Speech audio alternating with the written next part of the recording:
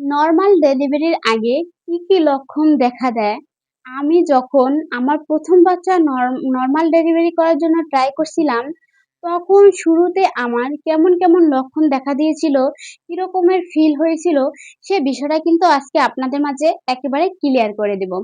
Hello viewers, আসসালামু আলাইকুম। Welcome back to my channel. তো যারা আপনারা আমার ভিডিওগুলো দেখে আসেন তারা অনেকেই জানেন যে আমার ১ম সন্তানটি মেয়ে, ২য় সন্তানটি ছেলে। তো আমি ১ম সন্তানটি কিন্তু অবশ্যই নরমাল ট্রাই করছিলাম বাসায় বসে।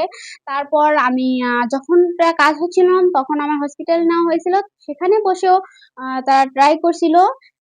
দেন এমার্জেন্সি আমাকে সিজার করানো হয়েছে। তো আমি কিন্তু লাইভে এই বিষয়টা শেয়ার করছিলাম। অনেকেই কিন্তু দেখছিলেন।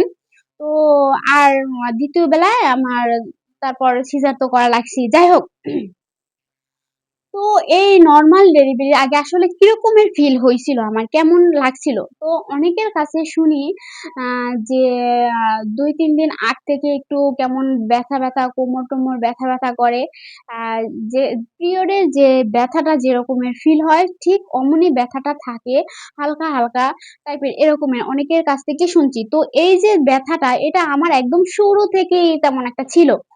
কিছুদিন পর, পর মনে হতো কি যে আমার মনে হয় পিরিয়ড হবে বা মেন্স হবে এরকম, এরকম ফিল হতো। ওই ধরনের একটা আ মাজা থেকে তলপেট অব্দি বরাবর একটা কেমন জানি একটা পেইন হালকা, হালকা একটা পেইন ছিল। তো ওটা আমার সবসময়ের জন্যই ছিল। যার কারণে ওই ব্যথাটা আমি তেমন একটা বুঝতে পারিনি। কিন্তু আ অনেকের কাছেই শুনছি ২ দিন ৩ দিন নাকি হালকা, হালকা ব্যথা থাকে তারপর হয়। কিন্তু আমার বেলায় কিন্তু এরকম একটা হয়নি। আমারটা হয়েছে গিয়ে আরেকটা বিষয় শেয়ার করি। আমি তো প্রেগন্যান্সির শুরু থেকে একদম শেষ পর্যন্ত চেকআপে ছিলাম বা ডক্টরের পরামর্শ অনুযায়ী ছিলাম। তো তখন প্রত্যেকটা ডক্টর আমাকে বলছে, "আপনার নরমাল ডেলিভারি হবে। আপনার কোন ধরনের কোন সমস্যা নাই।"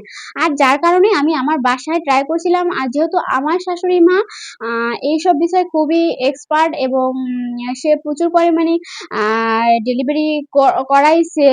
আ তো সে এগুলো সবকিছুই মোটামুটি ভালো জানে। উম তো তার জন্য আমি আর শহরে ছিলাম। তো সবাই পাশে ছিল যার জন্য আমি একটু বাসায় ট্রাই করছিলাম। আর ডক্টররা কখনোই আমাকে বলেনি যে আপনার নরমাল ডেলিভারি হবে না। তাহলে আমি এই ট্রাইটা করতাম না যেটা সত্য কথা।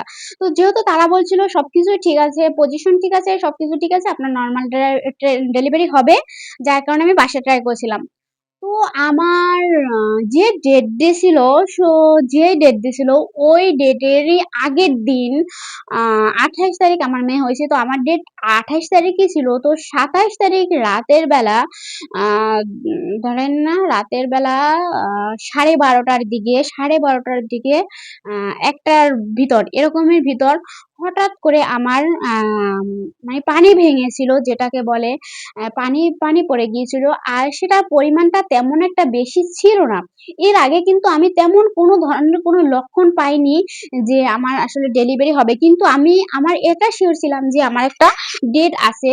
আ যে ওই ডেটের দিন আমাকে দেছে। হয়তো আছে না ডেটের প্লাস মাইনাস আছে। ডেটের ১ সপ্তাহ পরও হতে পারে, ১ সপ্তাহ আগেও হতে পারে। তো ওটা কিন্তু আমি বুঝিনি যে ওই দিনটাই হবে। তো ২৭ তারিখ রাতে এরকম ১২:৩০ টার দিকে হঠাৎ করে পানি ভেঙে আছে। তো তেমনটা পরিমাণে না, অল্পটু পরিমাণ। তো আমি আমার শাশুড়ির কাছে শেয়ার করছি যে এটা হয়েছে। তো সে বলে কি এতটুকু পানিতে কোনো সমস্যা নাই। সে হয়তো বুঝতে পারেনি আ যে সমস্যা নাই। সে ওইটা বলছে। কিন্তু তার ৫ মিনিট পরে আমার পেইন শুরু হয়েছে। আর এই যে পেইন শুরু হইছে মানে কোনো কমাকমি নেই। যতটা টাইম যাচ্ছে অতটা বাড়ছে, যতটা টাইম যাচ্ছে অতটা বাড়ছে। কিন্তু বাসায় বসেও একটু ট্রাই করা হয়েছিল। ২ থেকে ৩ ঘন্টা আমি বাসায় বসে পেইনটা সহ্য করছিলাম। যখন দেখছি যে না আর পারছি না তখন আমাকে এমার্জেন্সি অ্যাম্বুলেন্স ডেকে হসপিটালে নিয়ে যাওয়া হয়। তো পরের দিন আ সকাল ১০ টায় আমার এই সিজারে ঢোকায়। এতটা টাইম আমার প্রচুর পরিমাণে ডেলিভারি পেইন ছিল। আমাকে হসপিটালে নেওয়ার পরে আমাকে ইনজেকশন পুশ করা হয়েছে। স্যালাইন দেওয়া হয়েছে। তারপরেও আমার বেবিটা আসেনি কিন্তু ওরা আমাকে প্রচুর পরিমাণে কষ্ট দিয়েছিল।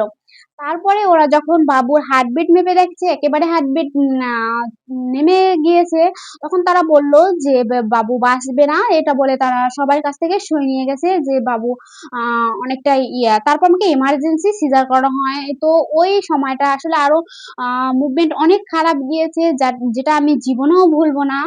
আম বলার মতো না, একটা মায়ের কখনোই ভোলার মতো না। যাই হোক তারপর এমার্জেন্সি সিজার করানো হয়, তারপর বাবু অসুস্থ ছিল এই আরকি। ওগুলো আমি আরেকদিন আপনাদের মাঝে শেয়ার করব। তো আমার কিন্তু এই মেয়ের বেলায় কিন্তু হুট করে কিন্তু পেইন শুরুতেই শেষ। মানে শুরু যে হইছে তারপরে একেবারে ডেলিভারি। যাই হোক তো এর আগে কিন্তু আমি তেমন একটা কোনো ধরনের কোনো লক্ষণ পাই নাই। আ তো অনেকেই পেয়ে থাকে। অনেক আগে দেখা যায় অনেকের সাদা স্রাব ভাঙে, পানি আস্তে, আস্তে পড়তে থাকে। আ তারপরে ব্যথা ওঠে আবার কমে, ওঠে আবার কমে। এরকমের কিন্তু হয়, অনেকেরই হয়। কিন্তু আমার বেলায় না আসলে এরকমটা ছিল না। আমি একদম সিম্পলি ছিলাম। আর মাঝে, মাঝে ওই যে বললাম আ যে পিরিয়ড এর যে ব্যথাটা ওটা হালকা অনুভব হতো। সেটা একদম কনসেপ্ট করার শুরু থেকে শেষ পর্যন্ত ওটা প্রায় সময় থাকতো। মানে ওটা একটা নরমাল বিষয় ছিল। আর এটা একদম নরমাল বিষয় প্রেগন্যান্সির সময়। ওটা দেখা যায় আপনার যেকোনো মুহূর্তেই হতে পারে। যাই হোক, ওই যে বললাম আমার শুরুতে একটু পানি পড়ছে, তারপর আমার ব্যথা শুরু হয়ে গেছে। যাই হোক, ওই পানিটা পড়ে যাওয়ার কারণে আমার বেবিটা আসলে আ জরায়ুর মুখে আসেনি আর আমার জরায়ুর মুখটাও খোলেনি। আ তো বেবিটা আমার ওয়েটের চেয়ে বেবিটা মানে আমার হাইট অনুযায়ী ওয়েট বেশি ছিল আর বেবিটাও বড় ছিল যার কারণে আমার নরমাল ডেলিভারিটা হয়নি। তো এগুলো আমাকে আসলে ডক্টররা কখনোই বলেনি যে তাহলে আমি আর বাসায় ট্রাই করতাম না বা এতগুলো কষ্ট আমি করতাম না। সাথে আমার সাথে যে লোকজনগুলো ছিল তারাও প্রচুর পরিমাণে হয়রানি হয়েছে। আমিও প্রচুর অসুস্থ ছিলাম। যাই হোক ওগুলা যদি আপনারা শুনতে চান আরেকদিন আপনাদের সাথে শেয়ার করব। অবশ্যই আপনারা কিন্তু শুনে নিতে পারেন বা কোন ধরনের যদি কোন প্রশ্ন থাকে অবশ্যই করে নিতে পারেন। যাই হোক ভিউয়ার্স তো এগুলো কিন্তু একদমই আমি আমার নিজের ব্যাপারটা আপনাদের সাথে শেয়ার করলাম। আর আপনারা যদি মনে করেন আমার ভিডিওগুলো আপনাদের কাছে ভালো লাগে তাহলে কিন্তু অবশ্যই আমার চ্যানেলটি প্লিজ, প্লিজ, প্লিজ দয়া করে সাবস্ক্রাইব করে আমার চ্যানেলের সাথে থাকবেন এবং ভিডিওটি ভালো লাগলে অবশ্যই লাইক করবেন। কোন প্রশ্ন থাকলে কমেন্ট করে জানাবেন। আর আপনারা যদি চান আমার ফেসবুক পেজের সাথে অ্যাড থাকতে অবশ্যই আমি ডেসক্রিপশন বক্সে লিংক দিয়ে দেব। সেখান গিয়ে আমার পেজটি ফলো করে আসতে পারেন। আমি সেখানে হাতে বানানো চুড়ির ভিডিওগুলো আপলোড করে থাকবো এবং আরো বিভিন্ন ধরনের মজার, মজার ভিডিও সেখানে দিয়ে থাকি।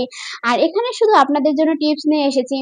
আর যদি আপনারা চান আমার ফেসবুক আইডিতে আমার সাথে বন্ধুত্ব করার জন্য সেখানে আমার ফ্রেন্ড রিকোয়েস্ট পাঠাতে পারেন। সেটার লিংকও আমি দিয়ে দেব।